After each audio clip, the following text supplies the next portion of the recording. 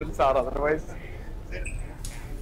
Andhra Pradesh Minister for Education and IT Nara Lokesh stated that his goal is to ensure that every government school in the state no longer displays a no admissions board.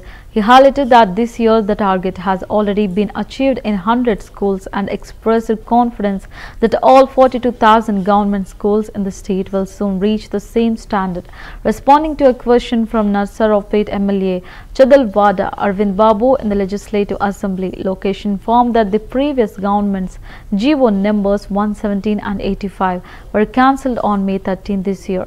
He explained that these GOs had crippled the primary education system, resulting in nearly 1 million underprivileged students staying away from government schools. Lokesh added that during his Padayatra, many teachers had requested the cancellation of these GOs. Immediately after the formation of the new government, 33 meetings were held with the senior officials. The old GOs were revoked and the new GOs 19, 20 and 21 were issued in their place.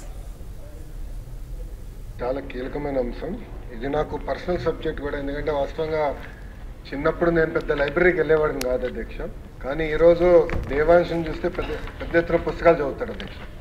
ఆ అలవాటు అనేది బ్రహ్మని నేర్పించి దేవాంశ్కి మొన్న మేము లండన్కి వెళ్తే కూడా 5 పుస్తకాలు కొంటే 5 రోజుల్లో 5 పుస్తకాలు చదివేశాడు అధ్యక్ష. సో వాస్తవంగా చాలా ఇంపార్టెంట్ హ్యాబిట్ అధ్యక్ష, ఎందుకంటే చాలా creative thinking, out of the box thinking అనేది లైబ్రరీలో పుస్తకాలు చదివేదాని ద్వారా వస్తుందని నేను కూడా బలంగా నమ్ముతున్నాను అధ్యక్ష.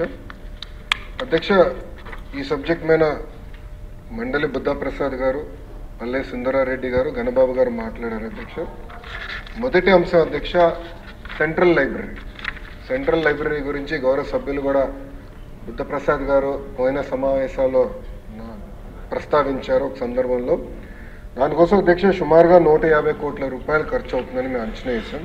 ఎందుకంటే మీరు కోరినట్టు వరల్డ్ క్లాస్ లైబ్రరీ కట్టాలి అంటే కేవలం మన రాష్ట్రంలో కాదు, మన దేశంలో ఎక్కడ లేని విధంగా వరల్డ్ క్లాస్ లైబ్రరీ ఉండాలి. కేవలం ఇన్ఫ్రాస్ట్రక్చరే కాదు, మనకు కావాల్సిన మ్యాన్యుస్క్రిప్ట్స్ ఇవన్నీ కూడా మనకు చాలా ఉన్నాయి అధ్యక్ష. ఇవన్నీ కాపాడాల్సిన బాధ్యత మనందరిపైన ఉంది కనుక చేయాలని నిర్ణయం తీసుకున్నాం.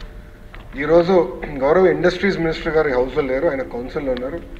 టీజీ భరత్ గారు నేను ఇట్లానే సింగపూర్లో మాట్లాడుతున్నప్పుడు ఆయన పర్సనల్గా తీసుకుని శోభా డెవలపర్స్ అని వరల్డ్ వైడ్ వాళ్ళు ఉన్నారు అధ్యక్ష. వాళ్ళు యాక్చువల్లీ ఆంధ్రాకి సంబంధం లేని వారు, బట్ వాళ్ళు ముందుకు వచ్చి మీ రాష్ట్రం మంచి లైబ్రరీ చేస్తుందని మేము విన్నాము అని 100 కోట్ల రూపాయలు శోభా డెవలపర్స్ ఈరోజు ఆంధ్ర రాష్ట్రానికి వాళ్ళు డబ్బులు ఇస్తాం కూడా జరిగింది.